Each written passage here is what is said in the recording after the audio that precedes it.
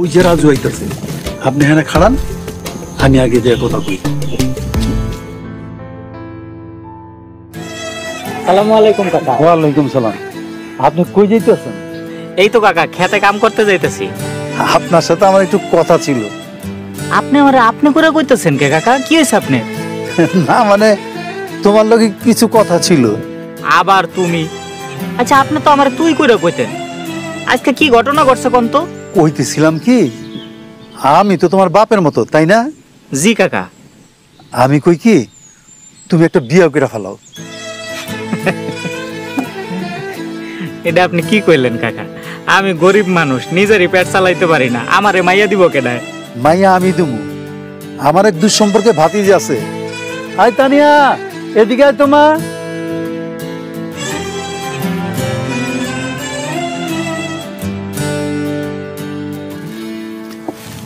এই যে আমার ভাতিজি, খুব ভালো মাইয়া।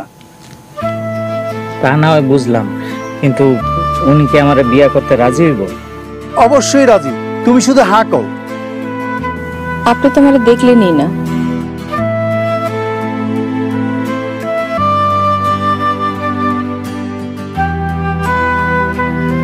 মাশাআল্লাহ, আমার কোনো আপত্তি নেই। আলহামদুলিল্লাহ, আমি তাহলে বিয়ের ব্যবস্থা করি, তোমরা দুজন কথা কও।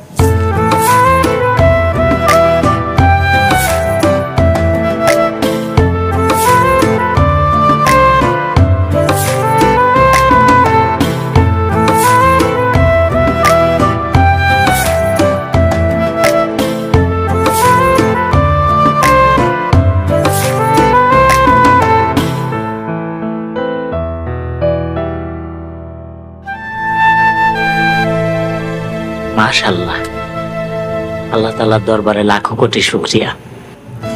আলহামদুলিল্লাহ, আল্লাহ যা করেন ভালো লেগেই করেন। ও, নিশ্চয়ই তিনি উত্তম পরিকল্পনাকারী।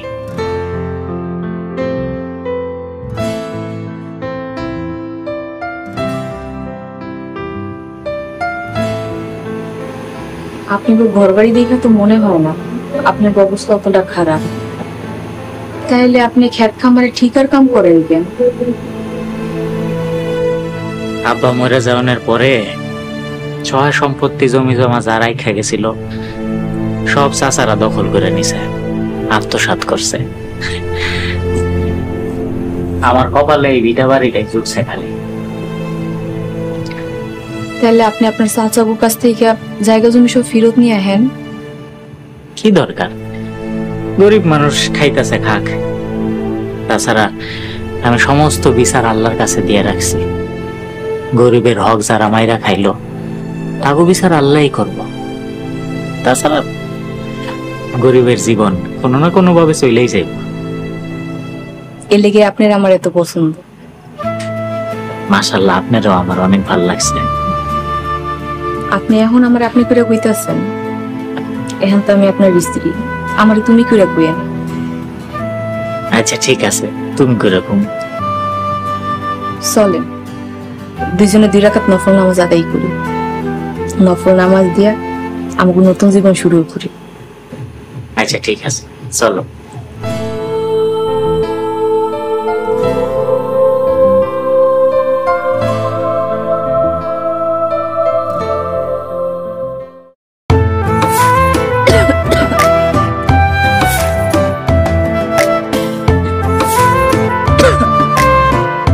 হচ্ছেটা কি? আগুন জ্বলছে না কেন? এত চেষ্টা করে আগুন জ্বালাতে পারছি না। জি করবো। হাই হাই, কি করতেছ? এমনি কেউ রান্ধে নাকি? হ্যাঁ, এত খড় দিলে তো খালি ধোঁয়াই বাইরে হইব, আগুন জ্বলবো না তো। আগুন জ্বালাইতে হয় এই যে দেখ, আগে ফু দিয়া বাতাস দিতে হয়, বাতাস দিলে তারপরে এই খড়ের মধ্যে আগুন জ্বলবে। এই দেখো, আমি তোমার শিখিয়ে দিতেছি।